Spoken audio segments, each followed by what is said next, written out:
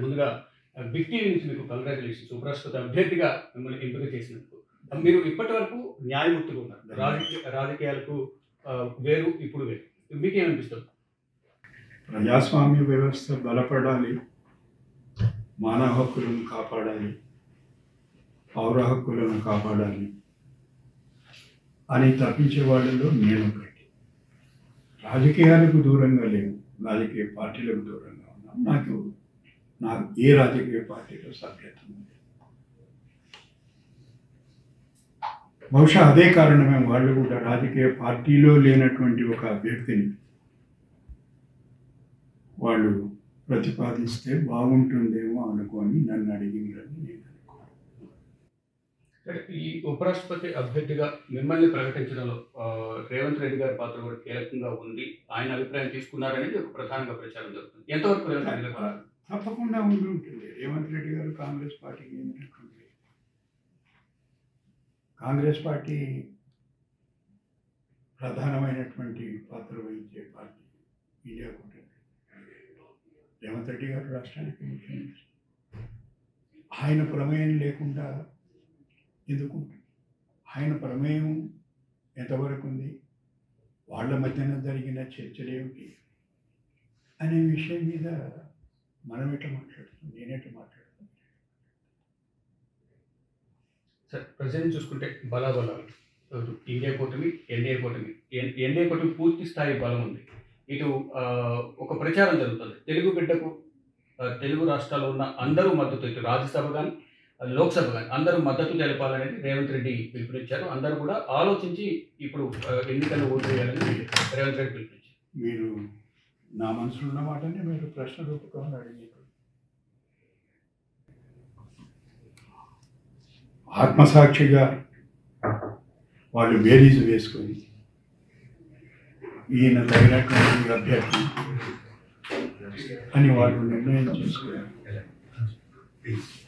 నా అభ్యర్థిత్వాన్ని వాళ్ళు సమర్థిస్తారు. అంతకని కావచ్చు. వాళ్ళకి మీకు ధన్యవాదాలు చెప్పడం తప్ప అది వాళ్ళు. అంటే ఉపరాష్ట్రపతి అభ్యర్థిగా మిమ్మల్ని ఎంపిక చేశారు. అసలు ఉపరాష్ట్రపతిగా ఏ విధంగా వ్యవహరించారంటారు? అంటే గతంలో మనం చూసుకుంటే జగదీప్ ధన్కర్ను అర్ధాంతరంగా తప్పించారనేది ఒక నేను జగదీప్ ధన్కర్ గారి గురించి జరిగిన పరిణామాల గురించి కానీ నేను మాట్లాడకపోతే నేను మాట్లాడాను. ఎంతోమంది మహోన్నతమైనటువంటి వ్యక్తులు ఆ స్థానం మీద కూర్చున్న సందర్భం మీకు అందరికీ తెలుసు. అవకాశం వస్తుంది, వాళ్ళు అడుగుతారు. ఇప్పుడు ఉపరాష్ట్రపతి అభ్యర్థి మిమ్మల్ని ఇండియా కూటమి ఎన్నుకుంది. మీ ప్రచారం ప్రణాళిక ఏ విధంగా? ప్రచారం అనే ప్రణాళిక ఉండదు. ఎందుకొరకంటే ఎన్నుకోవాల్సింది పార్లమెంట్ సభ్యులు, వారికి విన్నవించుకోవడం తప్ప దీనికి ఏదో కరపత్రాలు, గూఢపత్రికలు లేకపోతే ప్రెస్ కాన్ఫరెన్స్లో పెట్టి చేసేటువంటి ప్రచారం కాదు.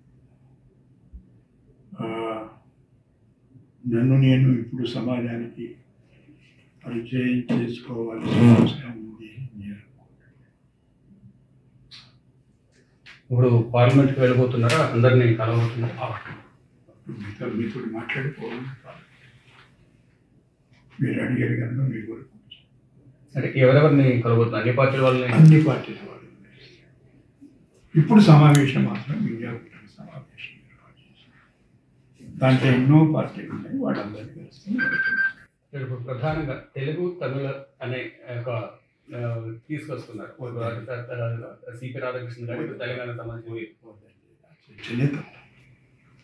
రాధాకృష్ణ గారు భారత పౌరుడు, నేను భారతదేశం పౌరుడు. ఉన్నది ఒకే పౌరుడు, అదంతా ఒకే దేశం. ఈ తమిళం వర్సెస్ తెలుగు, తెలుగు వర్సెస్ మంచిది, ఆ సంభాషణనే మంచిది. ఆయన ఆ ప్రాంతానికి చెందిన వాడు, నేను ఈ ప్రాంతానికి. నామినేషన్ ఎన్ని గంటలకి? ఆ విషయం గురించి ఇక నాకు సమగ్రమైనటువంటి సమాచారం లేదు. ఇప్పుడు కొన్ని నిమిషాలు తెలుసు. మీరందరూ ఉంటారు, మళ్ళీ నామినేషన్ ఇచ్చిన తర్వాత కొంచెం ఓవరాల్గా ఏం చెప్పాలనుకుంటున్నారు? ఇప్పుడు వరకు మీరు కొన్ని న్యాయమూర్తులు ఉన్నారు, ఆ రంగం వేరు, ఇప్పుడు రాజకీయ పార్టీలు వేరు, ఇప్పుడు మీరు ఏం చెప్పదలుచున్నారు? ఇది రాజకీయ పార్టీమైనటువంటి వ్యవస్థనే కాదు రాష్ట్రం. రాజకీయ పార్టీలకు చెందినటువంటి ప్రజాప్రతినిధులు ఎన్నుకుంటారు కనుక ఆ వ్యవస్థను కూడా మనకు రాజకీయ వ్యవస్థ. ఇదివరకు ఏం చేసిందో ఇప్పుడు అదే చేస్తుంది.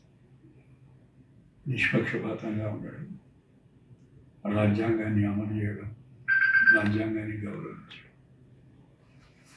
అదే ఉపరాష్ట్రపతి చేయాల్సి అని అదే పని చేస్తుంది. Thank you sir.